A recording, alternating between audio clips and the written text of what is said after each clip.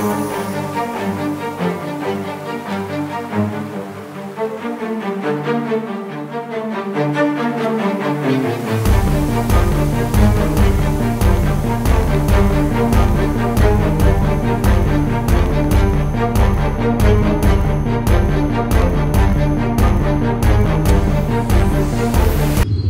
friends, நான் உங்க கணேஷ் ராகவ். இன்னைக்கு நம்ம மிக முக்கியமான ஒரு விஷயத்தை பத்தி தெரிஞ்சுக்க போறோம், பார்க்க போறோம். என்னன்னா, உலக புகழ்பெற்ற காமாட்சி அம்மன் கோயில் திருவிழால 3வது நாள் சிம்ம வாகனத்துல, அதாவது அம்மனுடைய வாகனமான அந்த சிம்ம வாகனத்திலேயே அம்மன் வர்றது வந்து சிறப்பம்சம். அந்த ஒரு வீடியோ தான் இந்த வீடியோவா இருக்க போகுது. அதுக்கு முன்னாடி காஞ்சிபுரத்துல திருவிழால என்ன சிறப்பம்சம், காமாட்சி அம்மனுக்கு என்ன சிறப்பம்சம் அப்படின்றத நம்ம தெரிஞ்சுக்கணும். காஞ்சி காமாட்சி, மதுரை மீனாட்சி, காசி விசாலாட்சி அப்படின்னு சொல்லுவாங்க. இந்த 3 பேரை ஏன் முக்கியமாக சொல்கிறாங்கன்னா, இந்த 3 நகரங்கள் வரலாற்று சிறப்பம்சம் உள்ள நகரங்கள், மிக மிக பழமையான நகரங்கள். அதில் காஞ்சிபுரத்தை என்ன சொல்லுவாங்கன்னா, புஷ்பேஷு ஜாதி புருஷேஷு விஷ்ணு நாரீசு ரம்பா நகரேஷு காஞ்சி அப்படின்னு சொல்லுவாங்க. அப்படின்னா என்னென்னா, புஷ்பங்களில் ஜாதி பூ வந்து சிறந்தது, புருஷர்களில் விஷ்ணு வந்து சிறந்தவர், அதாவது ஆண்களில், பெண்கள்ல ரம்பை வந்து அழகானவங்க. அதே மாதிரி நகரம்னா அது காஞ்சிபுரம் தான் அப்படின்னு சொல்லுவாங்க. 7 புண்ணிய பூமி இங்க இந்தியாவில் இருக்கிற 7 புண்ணிய ஸ்தலத்துல சவுத் இந்தியாவில் இருக்கிற ஒரே ஊர் காஞ்சிபுரம் தாங்க. காஞ்சிபுரத்துல வாழ்ந்தால் முக்தி அப்படின்னு சொல்லுவாங்க. பஞ்சபூத ஸ்தலத்துல மண்ணுக்கான ஸ்தலம் ஏகாம்பரநாதர் திருக்கோயில் இங்க காஞ்சிபுரத்துல தான் இருக்கு. இதுல என்ன சிறப்பம்சம் அப்படின்னு கேட்டீங்கன்னா, காஞ்சிபுரத்துல 100க்கும் மேற்பட்ட சிவாலயங்கள் இருக்கு. 100க்கும் மேற்பட்ட சிவாலயங்கள் இருக்கு. ஆனா எந்த சிவன் கோயிலையும் அம்பாளுக்கு சன்னதி இருக்காது. எல்லா கோயிலுக்கும் ஒரே அம்பாலா காஞ்சி காமாட்சி அம்மன் இருக்காங்க.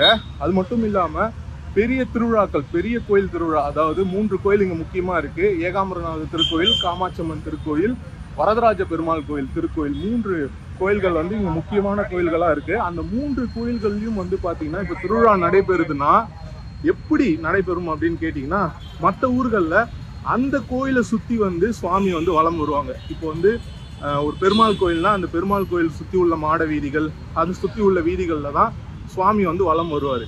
ஆனால் காஞ்சிபுரத்தில் வரதராஜ பெருமாளாக இருந்தாலும் சரி, ஏகாம்பரநாதராக இருந்தாலும் சரி, காஞ்சிபுரத்தில் காமாட்சி அம்மனை சுற்றி தான் வந்து அவங்க வலம் வருவாங்க. அது ரொம்ப ரொம்ப ரொம்ப ரொம்ப சிறப்பம்சம். அது காமாட்சி அம்மனுக்கு தர முக்கியத்துவம் அப்படின்னு சொல்லலாம். இந்த கோயில் வந்து பார்த்தீங்கன்னா சென்டர் ஆஃப் த சிட்டி, அதாவது சிட்டிக்கு சென்ட்ரலில் காஞ்சி காமாட்சி அம்மன் கோயில் இருக்கும். அது மட்டும் இல்லாமல் இன்னும் காஞ்சிபுரத்தில் என்னென்ன சிறப்பம்சம் இந்த திருவிழாவில் அப்படின்னு கேட்டிங்கன்னா, காஞ்சிபுரம் குடை அழகு அப்படின்னு சொல்லுவாங்க. அந்த குடையை தூக்கி வச்சு அதை அவங்க அழகாக பேலன்ஸ் பண்ணி கொண்டுட்டு வரதே வந்து ரொம்ப சிறப்பாக இருக்கும். ஸ்ரீபாத தாங்கிகள் அப்படின்னு சொல்லுவாங்க, சுவாமியை தூக்குறவங்க, அவங்க தூக்கிட்டு வர்றதுலாம் ரொம்பவே நல்லா இருக்கும். அது எல்லாமே வந்து நீங்கள் இந்த காணொலியில் பார்க்க போகிறீங்க. முக்கியமான வீதி ராஜ வீதி அப்படின்னு சொல்லுவாங்க, 4 ராஜ வீதி. அதில் மேற்கு ராஜ வீதியில் போய் நம்ம இப்போ போய் தரிசனம் பண்ண போகிறோம்.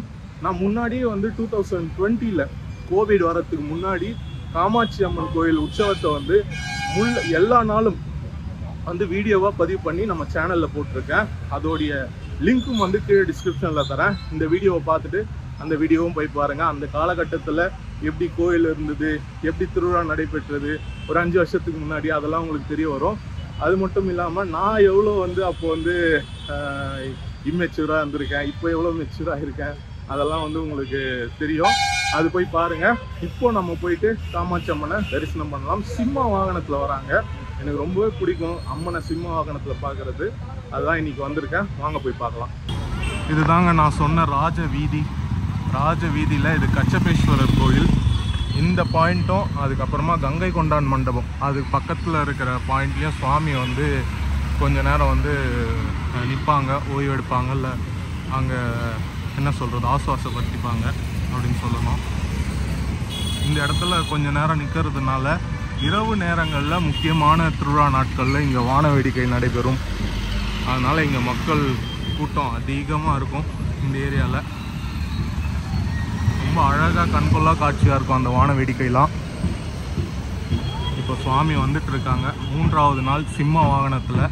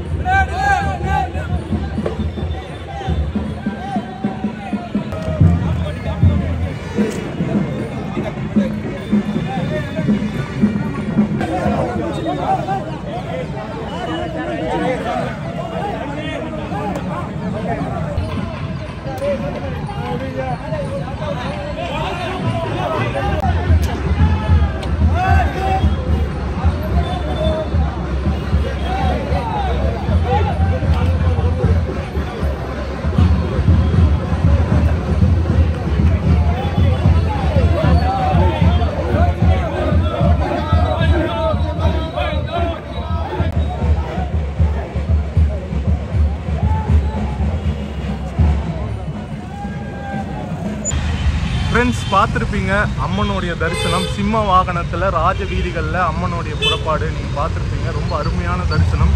அது மட்டும் இல்லாமல் காஞ்சிபுரத்தில் திருவிழா எப்படி நடைபெறுதுன்றதுக்கான ஒரு அவுட்லுக் உங்களுக்கு கிடச்சிருக்கும். ஹோப்ஃபுல்லி இந்த வீடியோ உங்களுக்கு பிடிச்சிருக்கும்னு நினைக்கிறேன். இதே மாதிரி இன்னொரு நல்ல காணொலியில் நான் உங்களை சந்திக்கிறேன். Bye from Ganesh Raghav friends, by.